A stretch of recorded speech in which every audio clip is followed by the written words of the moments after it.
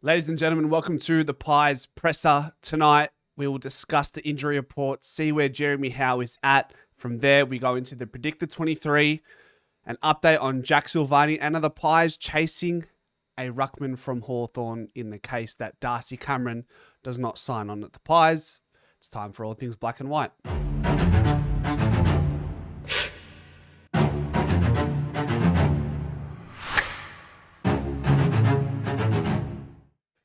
Good evening.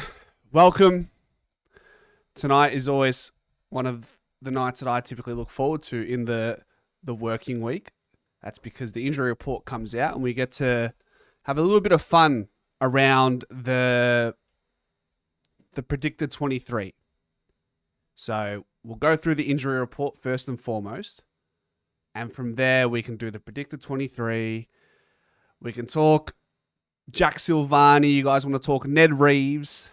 You can talk Tom Blamiras, or however you pronounce his name, from the Franks and Dolphins, who ironically works for Collingwood in the hospo department.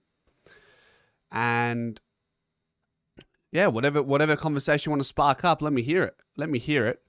But before we get into the report from Collingwood, let's quickly touch over some tweets we saw from John Ralph today. So that's the Ned Reeves on. We'll get to that in a moment. Where are you? So this was last night, I believe. A little bit over 24 hours ago, yeah. As reported on Friday, the Blues and Collingwood deals for Silvagni are both 4 years. So we've tabled a deal. He's passed the medical. The Pies view is that the Blues are happy to get a compensation pick to help secure a top 10 pick Harry Dean as a father-son. Blues keen to keep him, but won't increase the offer. So, seems like, in the end, Carlton are willing to give him up and will not offer more than what has already been tabled. So, is there writing on the wall for Jack Silvagni, and does this, who would have once thought it could be impossible, is this something that now becomes more of a reality with the offer tabled? I think it's a great move by the Pies. I'm curious to hear you guys in the chat. I think if we get Jack Silvagni, the version that he is in 2025, I think that takes us somewhere into 2026 and beyond. Now, I have noticed I'm seeing my check trending here. Is that because was there a bump or something? Let's see. Trending in Australia, Maya check. What's going on here? Is this the bump? So he copped a fine for it, did he?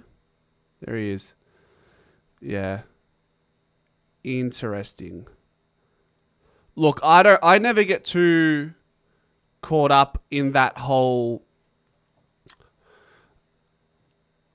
lawful world where one action that closely resembles another can warrant different outcomes or suspension. So I never dive into that. I think I'm on the side of whatever the action is, will warrant the suspension, not the outcome of the action. So anyways, let's talk about, so Ned Reeves as well is in conversation. So let's have a read into this. Where is it? Carlton of Collingwood have expressed interest in Hawks backup ruckman Ned Reeves as he looks to find more opportunities elsewhere. Both clubs have shown interest in Reeves, who is on the hunt for a new home next season after falling behind Lloyd Meek at the Hawks this year. It comes as AFL is considering changes to its ruck rules, which have disadvantaged jumping ruckmen such as Reeves, etc., etc. Anything else? The Pies are aware they could boost Cameron's contract for 2026 in good faith, but have not yet done so despite locking in Bobby Hill when he had time to run on his contract. Yeah, this is going to be an interesting watch. If you bring in Ned Reeves to Collingwood while Darcy Cameron, whether he's there or not next year, is yet to be seen. We'll find out once the season is over. I can only imagine that is the contingency they're setting up for, that Darcy Cameron won't be there next year, and then Ned Reeves is your plug in and play immediately. And then Oscar Steen knocking at the door will be there. Even if DC is to leave, I don't think Mason Cox plays on at Collingwood based on the form we've seen from Mason for the most part of this year. So I'm wondering, how does this all pan out? What does the picture look like going into next season if Ned Reeves is in this picture at the Collingwood Football Club? You could look at, if DC is gone, it's Ned Reeves, Oscar Steen, Big Illaru Smith, who's playing as a defender at the moment. He's injured. Hopefully, in an ideal world, it's Darcy Cameron. So are Collingwood thinking potentially Darcy Cameron's going to be there next year, Ned Reeves is there for the year after, or is it we want DC for as long as possible, but we also want Ned Reeves in our side? But then that pushes Oscar Steen potentially further down the pecking order, pushes Illaru Smith, who recently just got a 1-year contract extension, further down the pecking order. That's what has me enthralled with this conversation. What do you think the intention is with this? Because there's multiple different storylines there, isn't there? There's the one with DC in the picture for a year. There's one with DC not in the picture at all. There's one with DC in the picture for years to come. And then where does Ned Reeves sit in each of those potential timelines, along with Oscar Steen and Big Illaru Smith? Do any of you brave enough to suggest Mason Cox is still in that picture next year? Contingency plan for DC. Cameron is contracted and isn't going anywhere.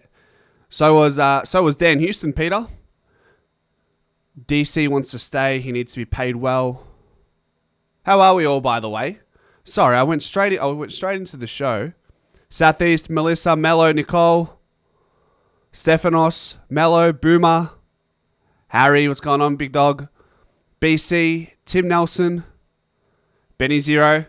Guys, I'm meeting the great man, Benny Zero. 99% locked in, I believe, to go watch the game with my brother and Benny Zero. We're going to be nearby the cheer squad, I'm hearing. So, looking forward to that. I'm looking forward to meeting the great man, and a massive game. I'm pumped. It's Tuesday. I haven't been this pumped this early for a game in a long time. I'll tell you that much. BC, I'm pretty sure you cannot grab the ball from the ruck contest in the centre bounces. You can in the stoppages. Stuart, welcome. Cameron is staying. Take it to the bank, says Peter G. They might do a swap, Cox for Reeves. Anyhow, that's the crack. That's the crack on Ned Reeves. This is an interesting one. I'll squiz through this one quickly and then we'll get to the injury report. But this gentleman from the Frankston Dolphins, who happens to work at Collingwood in the hospitality department, torched us for 43 disposals and started on to go in a lot of the stoppages. Apparently, he could be thrown into draft contention at age 22 as a mature age draftee, but perhaps through the national draft. I think he's averaging 25 touches a game. Ranking points not too bad. Yeah. Like, this can only tell you so much of these stats, but I'm sure most of you would have raised your eyebrows when you saw this guy accrue 43 disposals against the midfield that consisted of De Goey, Finlay McRae, and Harry Di Mattia. Like, it's a solid effort, isn't it? So we'll see. We'll see if this guy's name, Tom Blamires or Blamires, pops up again. We've also inquired about Soldo, you're hearing. Interesting. All right, let's get to the Collingwood report then. The injury report. Where are ya? Latest news.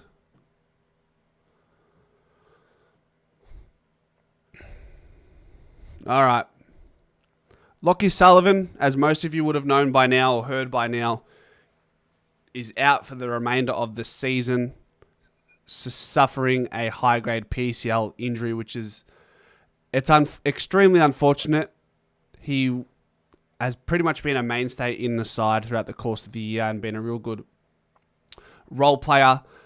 Never really broke any game apart, but just played his role, which is what a lot of the players at the Collingwood Football Club do and do very well and take great pride in doing so.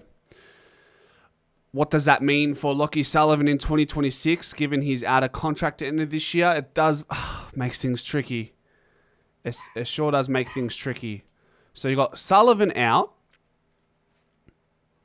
and then Jeremy Howe was unwell over the weekend and was unable to progress his rehab program for his groin injury. Howe will build his loads and intensity this week, aiming to return to full training next week. So, it simply states that Jeremy Howe will be unavailable for the game against Brisbane, and as much as we'd love him back, if he's not ready, he's not ready. I'd rather have this guy ready to go. Bay 32, yeah, we're going to be... I think it's Bay 32, isn't it, Benny? That's where we're going to be, isn't it? You said M32? Is that right, Benny? Howie out. It sucks. Also sucks for Lachie. TJ he's had a hip arthroscope surgery. He's already undergone it to assist with the hip and groin issue. So he'll be ready for pre-season later this year. So Jeremy Howe listed at 1 week. Barry McCreary 2 weeks. Charlie West 4 to 5. M32. Is Strawny available? Let's get to that point. Look at that. Charlie West. And there's obviously a couple of players who have come through the VFL. So I think it might be time to hit that predicted 23. Also remember Sauce's beat. Yes, Sauce's relationship has been fractured for quite a while. Ella Buzz has been fractured for quite a while, which favors the conversation of Silvagni heading to the Pies. Best mates with Dan Houston. I mean, seems pretty likely to me. Someone needs to check Markov's house for any voodoo dolls. You reckon he's got a couple players on his hit list to ensure he stays in the side? Is that what you're implying, Greatness? Lions, we see a key back as well. We just need to get the job done. Hey, Nathan, no excuses, right? At the end of the day. Big game. Big game.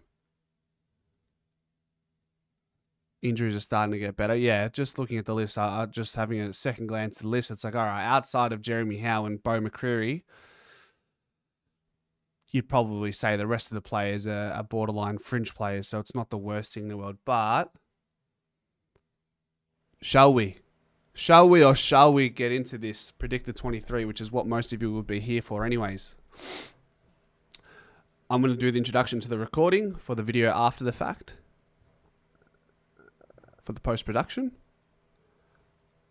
and we'll pretty much get into it. So, as always, while I'm doing the recording, I'll keep an eye out for the chat. If I miss something, I apologize, but put your best 23 forward or players for certain positions as we go through this. All right, game face, let's go. Ladies and gentlemen, welcome to the predicted 23 for the massive game against Brisbane this Saturday. It's an almighty clash that probably could very well be a grand final preview. Going into this predicted 23, what do we know from the injury report? We know that unfortunately Lachie Sullivan will be out for the rest of the season. What does that mean for his career beyond 2025? Not too sure. Probably still a bit too fresh to be talking about that type of conversation with so many moving parts still yet to be figured out. Jeremy Howe, unfortunately, is going to miss another week, and just watching him at training, while he wasn't integrated into full training last week, I thought he was running pretty well, but apparently he was ill over the weekend, which set his running loads back. So therefore, we're going to have to probably wait another week, or we will be waiting another week because he's listed as unavailable. Beau McCreary is still out for 2 weeks, so let's get into this. So, who comes to mind that is going to be in the conversation of selection? Now Jordan De Gaulle will place you there. Billy Frampton. Billy Frampton's in. He scares me at VF playing. I can't see Frampton playing any more VFL because it genuinely concerns me that he could lose his confidence at VFL level. So if he got through the game and he's feeling good, get rid of that VFL talk. he's playing in the ones against the Lions. And he won't be here on Harris Andrews. He won't be in the forward line. He'll be right here. He'll be right here playing on the likes of... Who are their big dogs in the forward line? Logan Morris, Eric Hipwood, and what's that gentleman's name? The Indigenous guy, what's his name? Archie. Is he going to be there? Maybe I'm missing another tall, perhaps. Darcy Moore's the obvious one. He's had a really down 2 weeks. I think this is a big game where we're going to need Darcy Moore to really lead from the front. Not just by talk, not just by his pre-game huddles. Like what we've seen in most of his games this year is what we need and more against Brisbane. They're going to be going into this game pissed. They got smashed by their little brothers. They're coming to the G. They're the reigning premiers. It's all there. Top 2 is there for the taking to further solidify a position in the top 2. Perryman, we'll put Perryman here for now, who's been just been one of those consistent role players that you just can't complain. You just cannot complain. Who else was next? Dan Houston. Fly admits we're trying to find ways to give Dan Houston the ball more. Somebody who doesn't have a problem finding the ball and dominating in his own domain is Josh Dacos. So that's happy with that. Markov, question mark. Put him there for a second. Quaynor, in. Charlie Dean, question mark. Hoskin Elliott, question mark for now. Bruzzy, obviously. And Jeremy Howe unavailable, so we'll chuck you down there just so we know exactly where he stands. Mason Cox. DC, we'll just put him straight in, right? Wingers, Sidey. Did Jack Chris play quite a bit off the halfback flank against Richmond? I feel like I saw that quite a bit. Maybe I'm hallucinating, but I do think we saw a bit of Jack Crisp on the halfback flank to allow Ed Allen to play on the wing a little bit more. Ed Allen, your name is in question as well for now. We'll revisit you, my friend. Kai Lohman out for 4 weeks. Wow. That hurts. That hurts for them. Sullivan isn't out, so that's a forced out, isn't it? Bang. Red straight away. All right. Keep it rolling. Tom Mitchell, you think he keeps his spot, don't you? You just, off 29 touches and some really good moments in the game, I thought overall he had a pretty good game. Looking back at that game against Richmond. Pendles will be an in.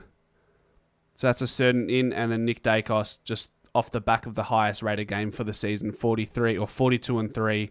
Could have had 42 and bloody 42 and 5 had he kicked a bit straighter. All right. Lipinski. He went all right on the wing, didn't he? 18 touches or something around that mark. Thought he was okay. Was fine. Ned Long, I guess with his pressure and his 20-odd touches against Richmond, you can't really drop him for now, can you? Who else is in consideration? I mean, Membry, he's just the glue to our forward line. Membry and Jamie Elliott, they are the glue to the forward line. And, you can make a case for Myercheck and McStay, and they all have important roles for the team. Kadeem Coleman with a quad for 8. I thought he was already out with the quad. Did he redo it?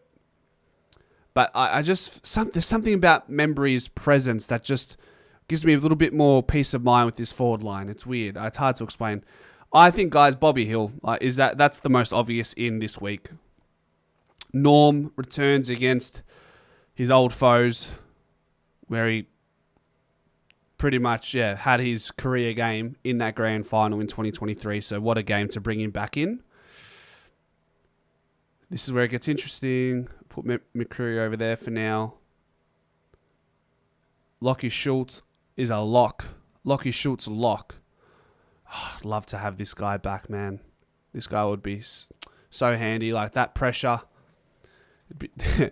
they would drown in the pressure that McCreary, Shooter, Bobby Hill and Jamie Elliott could heap on the Brisbane Lions backline. Goodness gracious. All right, here we go. So I've got 1, 2, 3, 4, 5 players for the 2 spots.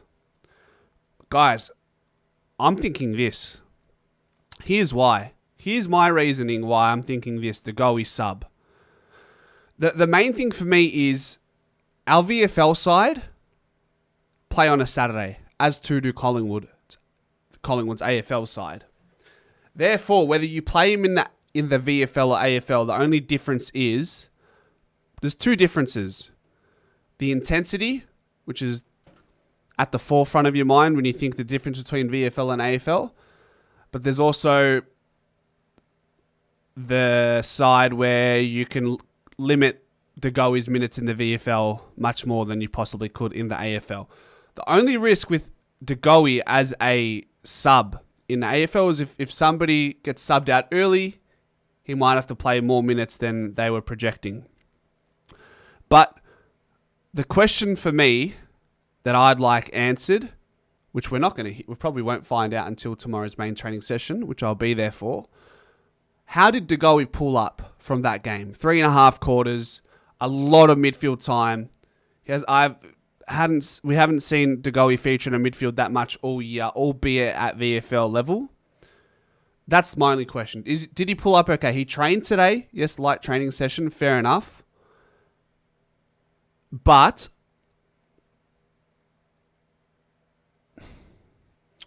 I just think that's enough. That's enough for me. If they say De Goey pulled up fine, he's going to train through the sessions and get through. And that's, for me, that justifies putting De Goey in against Brisbane in a much must-win clash. Greatness, I see you. I see that conversation where, and I'm not saying that's not going to happen. I can see this is what I want. This is what my vision is for the betterment of the club in the short term. Is De Goey playing against Brisbane?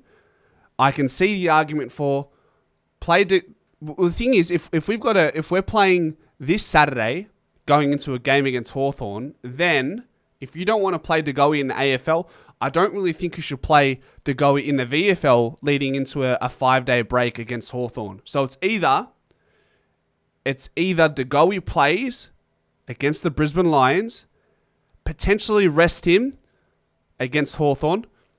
No, scratch that. De Goey plays as a sub against Brisbane, limited minutes, plays as a sub against Hawthorn. So while it's a 5-day break, at least you're playing him on limited minutes. So it's limited minutes across the next 2 weeks in the AFL is what I want for Geordie De Goey. Or don't play at all, have a massive conditioning weekend, and go into the game against Hawthorn on Thursday night. Those are the 2 options that I see, potentially. There's just no way you're going to play him VFL into the Hawthorn game. But what do I know? I'm here to be proven wrong. That's totally fine. So De Goey, for me, I'm trying to manifest this, guys. Come on, get on my side here. I'm trying to manifest De Goey in for Brisbane. Game of the year. Build up of the year. Let's go. All right. One more spot. So we got 4 players. All right, help me out, guys. Gee whiz. All right. I'm going to need a poll for this. This is tough. Who takes... Actually, quickly, I'll do JDG in JDG, question mark. In versus Lions. Rest VFL this weekend. In versus Lions this weekend. All right. I'm curious. What do you reckon, guys? Sub. Yeah, okay. Start poll. Tell me, what are we thinking about that? Sold on Degoe, says Nicole. You reckon he'll start in the field? Feel like Allen deserves his spot. Degoe plays. We don't need JDG in his current condition. If Degoe is going to break down, he'll break down in the VFL anyway. May as well play him as a sub. So those who are selecting rest/VFL this weekend, just bear in mind that if he plays on Saturday in the VFL, we're all hoping that he plays against Hawthorn. Like it's a ticking time bomb. Like time is not on Degoe's side, so it's got to fall into line perfectly the rest of this season, essentially, to get Degoe where we need him. So just keep that in mind. My argument is, why can't he be the sub against the Lions and the sub against the Hawks? That's where my head's at. He looked good in the VFL. He spent a lot of time in the midfield. If he can do that and pull up well, recover well, how is he today? How is he tomorrow? If he ticks those boxes, I don't see why we don't play him as a sub.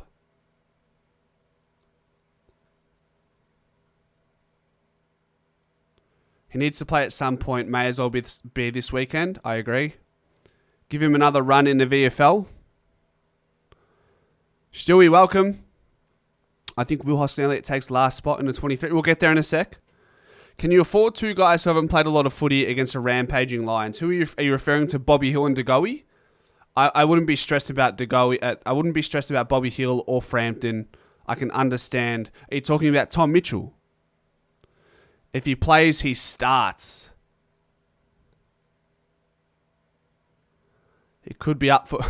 It could be stuff for both games. Degoe is AFL contractor player, not a VFL contracted. If he can play VFL, he can play AFL. Manny says, what's so hard about it, buddy? If he is fully fit, he plays. That's what I'm saying. Manny, are you okay with Degoe potentially being the sub rather than starting? That way he can be the sub for the next 2 weeks, given how close the gap is between games. No VFL, 1 more week putting strength into his legs and laps. Okay? That's the other alternative. 5-day break. He's more likely to do an injury off a 5-day break than a VFL game in half the standard. I don't know, man. We're running the gauntlet either way, guys. Like, he's been out for that long. He hasn't played much midfield in AFL conditioning. Like, we're running the gauntlet either way. So whether it's VFL or AFL, half a game in a VFL, half a game in an AFL, like, the reality is the next 2 weeks, you couldn't have picked a worse 2 weeks to potentially reintroduce Degoe, given the short turnaround between the 2 games. But it is what it is, so we've got to run the gauntlet, motherfuckers. Pardon my French. All right, so it seems like the poll is pretty evenly split. So we're not getting anywhere with this conversation tonight. Maybe we'll know more tomorrow. We will know more tomorrow. How about that? And then we can continue this conversation. But I'm going to lean into Degoe sub. And now we've got another... Actually, hold on. Let me catch up. Benny wanted to say something. Benny, thanks for the 5, brother. When Geordie plays, he will start on the field so they can control the minutes if needed. If he's flying, he can stay on the whole game and get the Ks in. So there's another hypothetical. We talked about Degoe being a sub. We talked about Degoe not playing at all this week and getting more laps in. And now Benny's also bringing in the conversation of, well, why don't we start Degoe and sub him out at a certain point if he's not running well? Thing is, Benny, you can run out a game.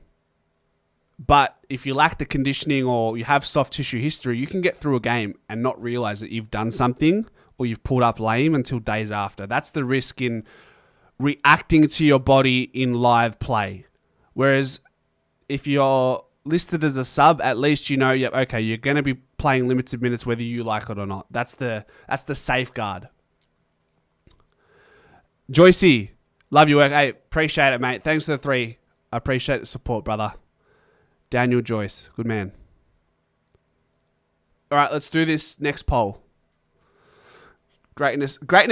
Look, at the end of the day, whether you think you're right or not, the democracy suggests that it's a 50-50 split with the 2 options that were offered. So, who knows? Even Fly in the post-game press conference, I think it was, he's like, the conversation around playing DeGoey this week and potentially not playing him is a dilemma. He's going to be torn. I think we're all torn.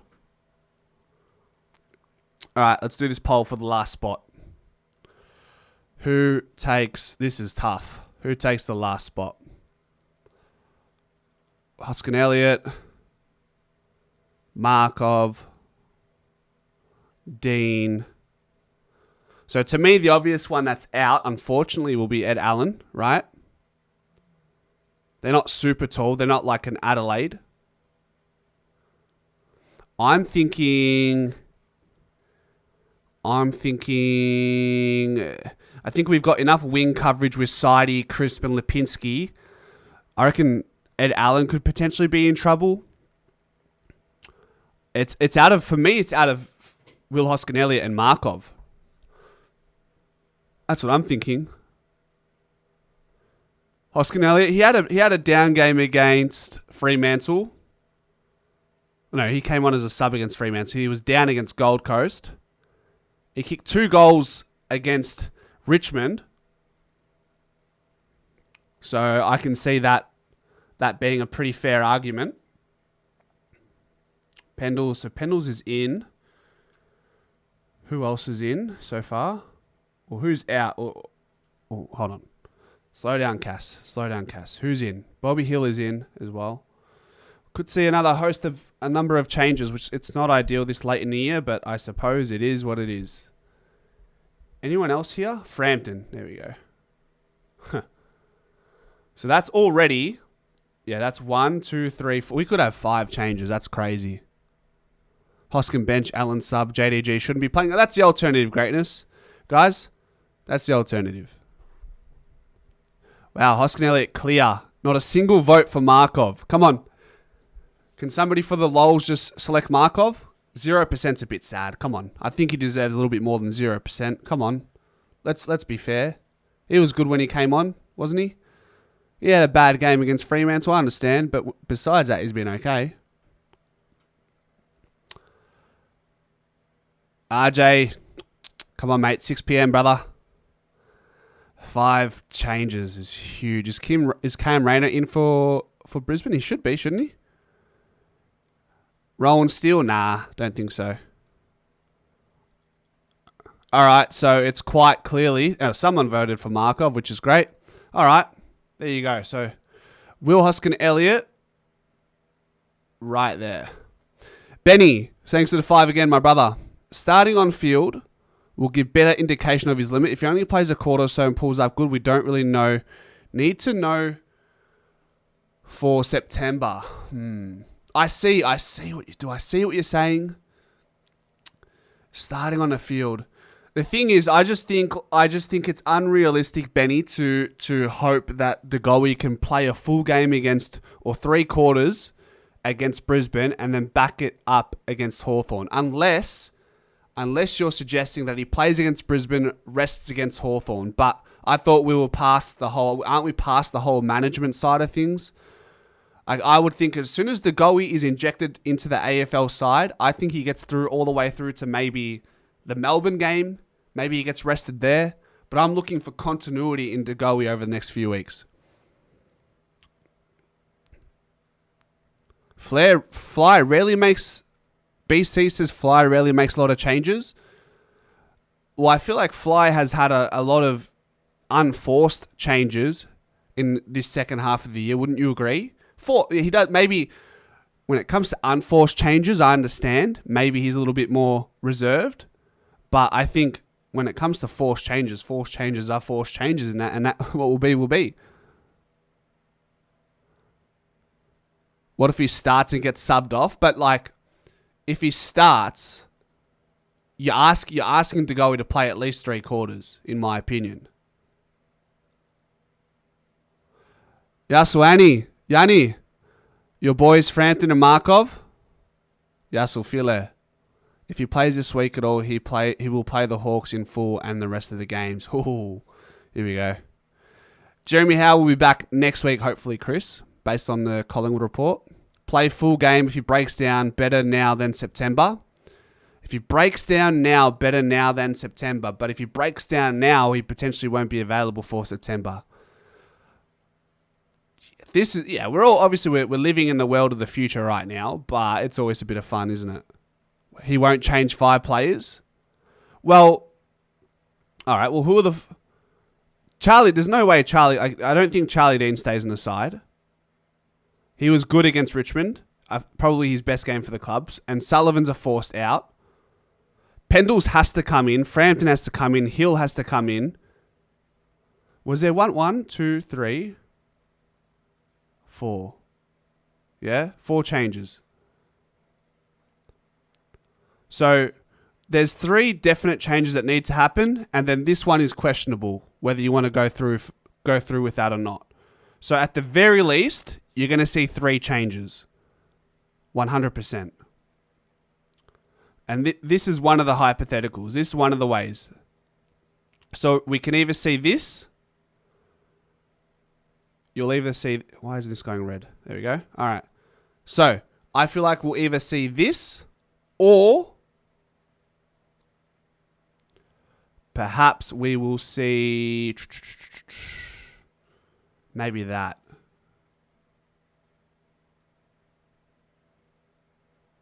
Those are the 2 potential teams that we could see against Brisbane, I feel. And ladies and gentlemen, that is the Predictor 23. Let me know what you think in the comment section. And as always, go Pies. All right, that's the recording for that video. Jeez, tough times. Does anybody have any qualms with those 2 potential sides we're looking at? It's either 3 changes or 4 changes. Simple as that. Most of you said Hoskin Elite takes the next spot, and then the next best was Ed Allen. So therefore, if DeGoey isn't available, I just went with Will Hoskinelli and Ed Allen. So there. And I just feel like Chris playing off the halfback flank was to allow Ed Allen to play. If DeGoey's in, I think, Allen probably doesn't fit into the side. This is our dream lineup. Well, correction, guys. This is our dream lineup, isn't it? Let's see. This you want to make this even more difficult? Let's try the best 23, because I know you guys are fiends for the best 23 stuff as well. Oh, I'm already having a hard time looking at this side. If I'm going purely based off the game against Richmond, I'm seriously just based off the game against Richmond. Don't hate me. Don't hate me. Okay. All right, I'm doing that. This is best 23. I'm doing that. Oh. What about this? Jesus. This sucks. Are we okay with that as our best 23?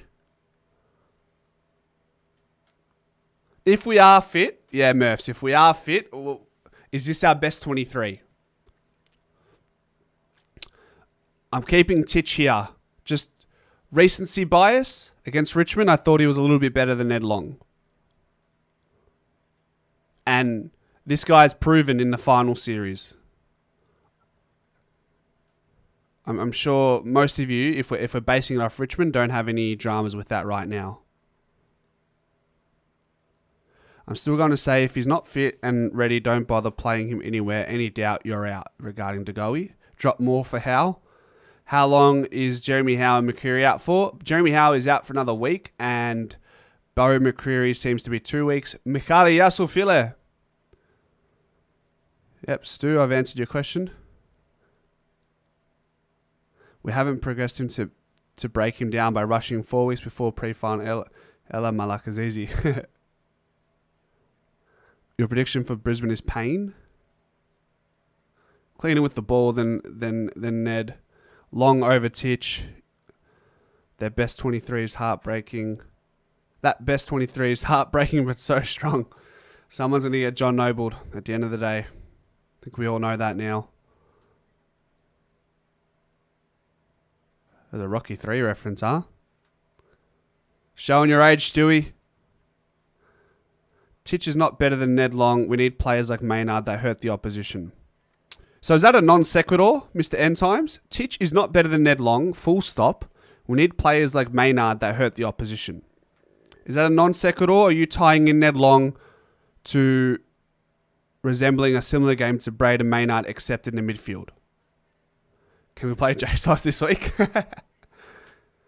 Be honest, Hyphen offers more X factor over Pez. I agree, but I just think even watching his games against when he played for GWS, I just love his defensive awareness and accountability.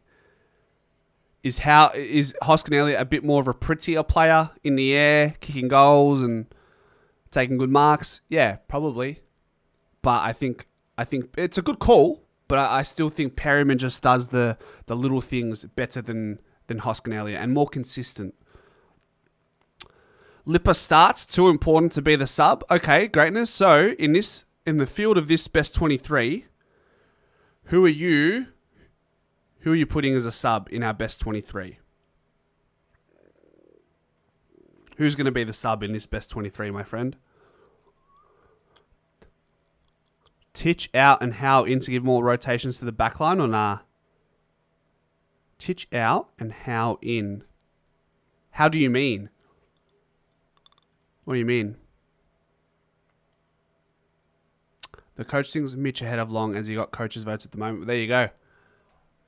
There's the innuendo in the coaches' votes, Josh. Coaches' votes for Tom Mitchell. What does that say? Yep, that's the best side. McCreary ain't playing, bro. This is best 20... Sorry, guys. If you've joined late, this is the best 23 for our best 23. Do I need to explain that anymore?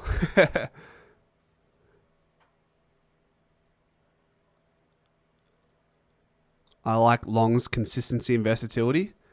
Whereas Long in this side? Well, I'm just saying, based off the game against Richmond, if it's best 23, I don't have Long in this best 23 side. This is not the predicted 23 for the game against the Lions. Anyways, I'm going to take this off the screen because you guys are getting confused and I'm not ready for the abuse. My big call, dropped the Mal model, played 4 games and then nothing for 3 weeks. Mick wants Lipinski dropped. Nah, crazy. Mate, there's going to be domestics in this chat with this best 23 floating around.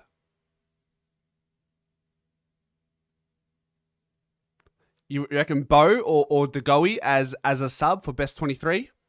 Nah, if Bo's fit and raring to go, I can't see Bo McCreary being a sub in the final series. McCreary off the bench to start in the field, Titch out, and then Howe in and off the backman on the bench. Oh, okay. Yeah, I mean, Howe's on the bench, but at the end of the day, like that interchange is not final. It's just, if it's more important.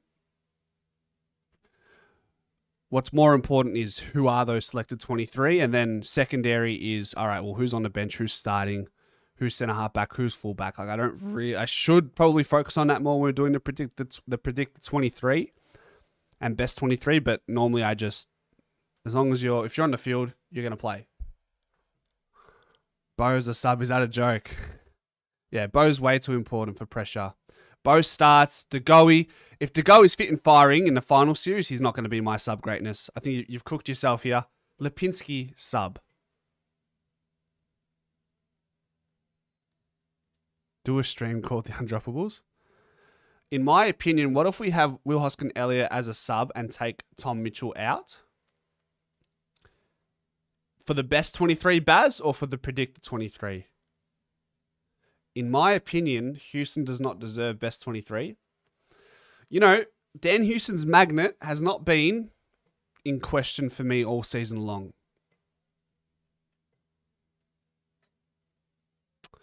Both JDG and Bo have had their injuries. It's too hard to make a call for anyone else.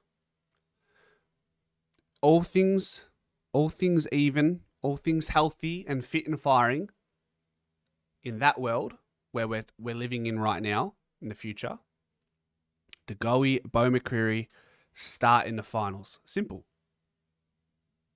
Lipinski sub. I can't see anybody else being a sub in the finals.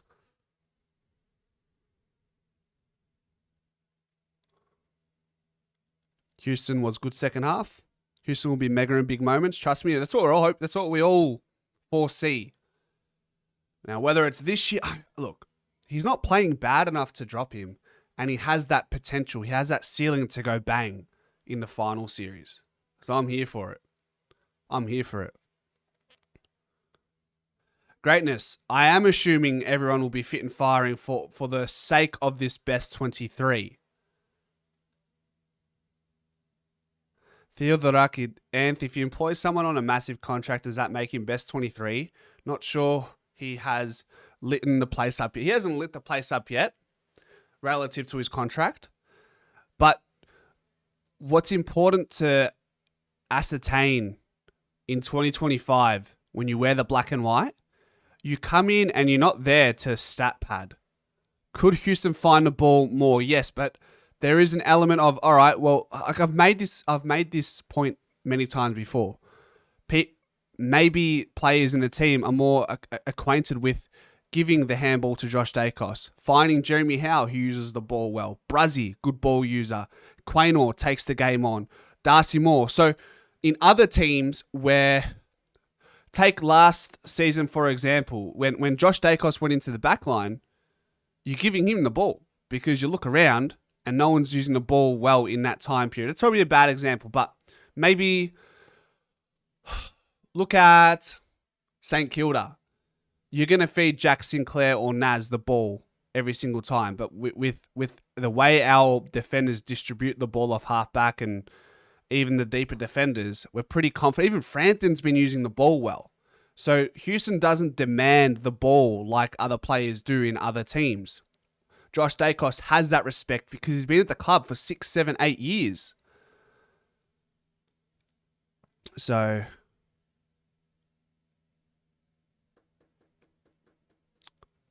yeah, I think we're tripping. I think we're tripping on Houston. He's first and foremost is fulfilling a role, and then we'll get that and more at a certain point. We've seen the trajectory in Lockie Schultz's game. It's a lot of change, it's a lot of adaptation, different type of game plan. He's come from a club that normally they make up the numbers. No one's really ever petrified of coming up against Port Adelaide.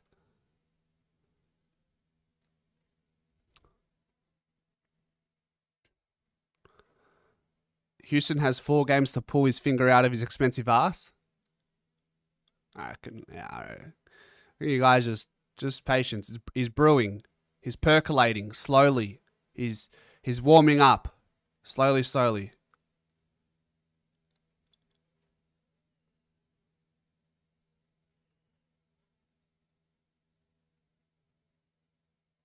Interesting. So many different opinions, huh?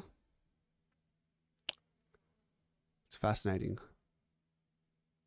What other difficult opinions do you want to voice tonight, guys? Domestics everywhere. Spot fires. Everyone in the backline are programmed to give the ball to Dacos and are forgetting Houston. Well, here's the thing. Houston, right? If there was a game plan set up to feed Houston the ball, he'd be taking most of our kick-ins.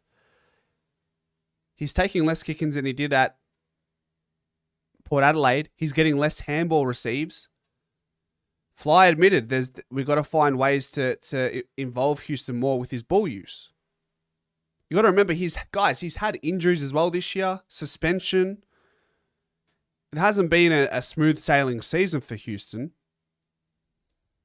Club spin, says Luke.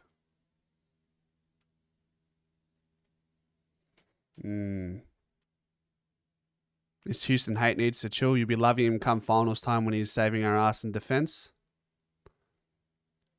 There you go, Nathan. Houston has had interrupted games in a new system with new teams. He'll be golden. And that's the other, I suppose, that's the other trigger you can pull. One, if Josh Dacos does happen to play more midfield, naturally you're going to be looking for Dan Houston with the ball in hand much more if that happens. He's classy, man. 17 and a goal against Richmond. Come on, like, the numbers aren't everything. And that's another great point, Nathan. Like, who are you replacing Dan Houston with? I'm going to assume that most of you will say, in a world where Houston gets omitted, you're going to say Markov or Hoskin Elliott. Come on. Tell me. Those who are off the Houston bandwagon, who plays in lieu of Dan Houston? And that's true. You know what? That's a great one, Dom. You guys are so... Your heads are so far up your asses about Dan Houston. You're not focusing on a much bigger issue, and that's our key defender, captain, Darcy Moore, with his inconsistencies throughout the course of 2025. He had a really good 6 weeks after the Melbourne game. He's had 2 well below average games going into the most important time of the year. Why is Houston's name being thrown up more than Darcy Moore right now? Tell me that. I'm more worried about Darcy Moore than whether Houston should be in the team or not. Houston out, Ben Johnson in. Good one. Tell me. All right, we'll do a poll. Zach, thanks for the 3, brother. Rankin or Naz, which one is best for the Pies? Look, if they were both available and we could afford them and trade for them, because I think they wouldn't be free agents. It'd have to be Naz. You look at Rankin can pinch hit in the midfield and has played more midfield at times. I think Naz, look at his X factor. Look at that mark he took. He's class. Definitely Naz. Rankin, we've already got, if we want an elite small forward, we've got a team of small forwards that are so versatile already and complement each other and make us a really dangerous forward half side. Jamie Elliott, Bobby Hill, Lockie Schultz, Bo McCreary. Yeah, I think Naz. What do you reckon, Zach?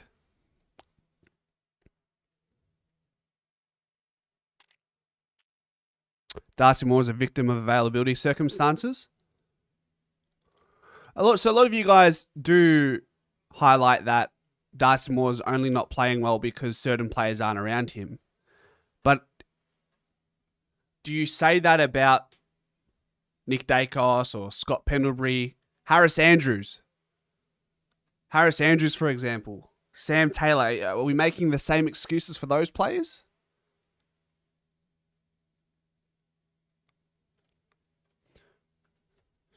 Who are you more worried about right now? Darcy Moore, perhaps Dan Houston.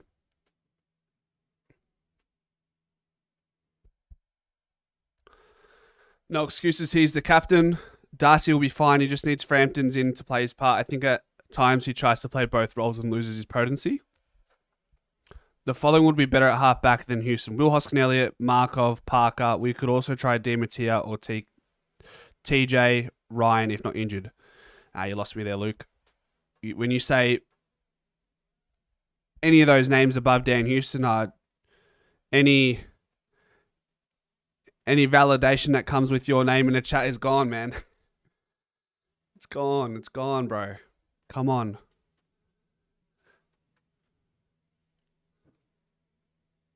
You've got a vendetta out for Dan Houston in 2025, my friend. Darcy Moore is absolutely fine. I'd take Jack Madgen over Darcy Moore. People were talking about Rankin being the best player in the league over the past few seasons. Naz game is too similar to Nakos, if you ask me.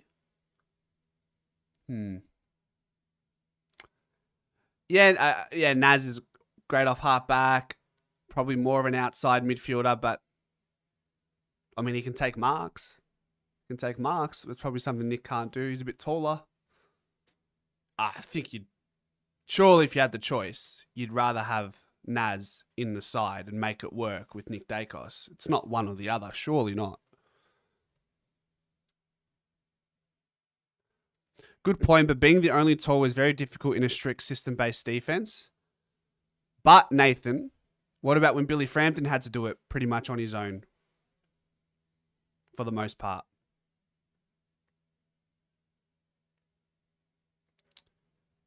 Like, Darcy still had Charlie Dean, who did pretty well on the weekend. If we had Sauce now, would he fit into our best 23? He's going to add great competition against Billy Frampton's name. That's what he'll do. Put Houston into the midfield if he's struggling to get into a game. I think that we would have already flirted with Houston in midfield if we were thinking about that. Houston is like De Niro in The Irishman, not lining it up.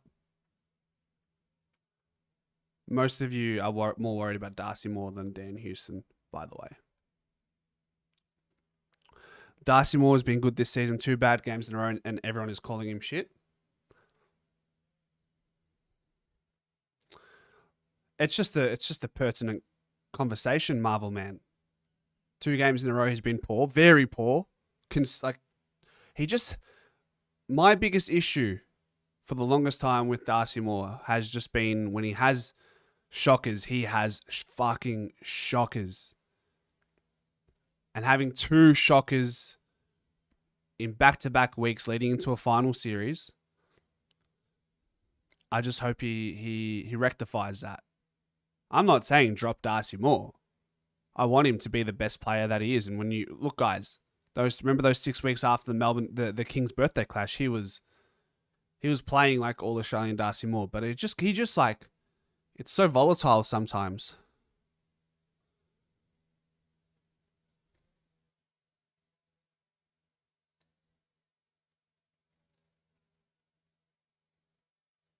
Someone linked a bunch of JSOS highlights this year, and he has been great, more than a Frampton would have. Yeah.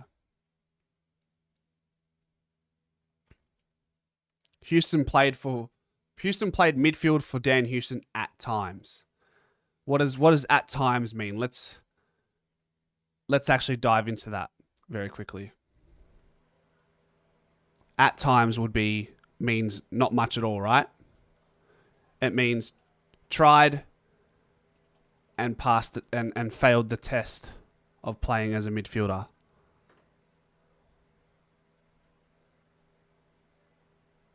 So, Dan Houston, where's his CBAs? Tried, yeah? Tried in 2021. He averaged 8% midfield time throughout the course of the year. All right? You want to zoom in on the microscope a little bit more? Let's have a look at those games in 2021. Was it 2021? Yeah, that he played midfield. And the numbers aren't going to tell us the full story, but just for the sake of looking at it, let's look at it here. So in 2021, he had games early in the year where he played a lot of midfield. And look at that. After round 10, he played hardly any midfield time. So that experiment was tried and done pretty quickly. So, no coaches' votes, so no real recognition in those games either. Anyways, we don't need Houston in the midfield anyways. A great year would be win the flag and Bitcoin goes to 200k.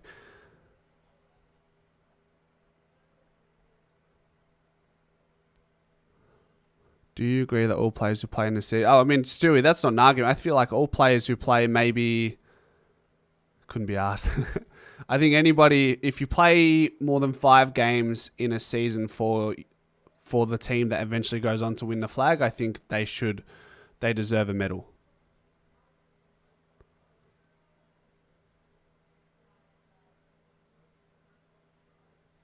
Horses for courses. All right, guys, I'm going to get that Predictor 23 video out. Chat's been cooking tonight, so I appreciate you all with your input. Welcome all opinions, as always. It always just opens up a can of worms, and it's good. So until next time, guys, well, until tomorrow, Pies Footy Show. So Pies Footy Show moving forward will be a fan-focused stream. So jump on Discord. Or I think I'm going to do it on StreamYard. So jump on StreamYard and have your say. And until then, guys, go Pies.